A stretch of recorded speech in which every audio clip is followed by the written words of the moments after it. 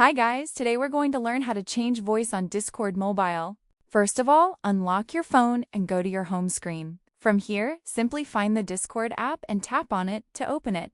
Make sure your app is updated so you don't face any issues. Once it opens, we'll move to the next step. Now that Discord is open, look at the bottom right corner of your screen. You'll see your profile icon, usually showing your avatar or a small user icon. Just tap on it to access your account settings. After opening your profile, you'll notice a settings icon at the top right corner.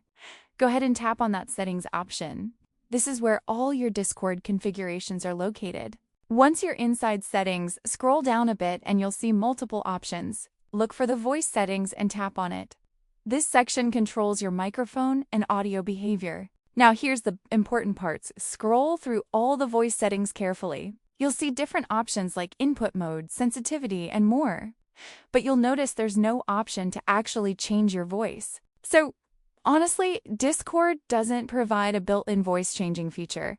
But don't worry, there's an easy workaround.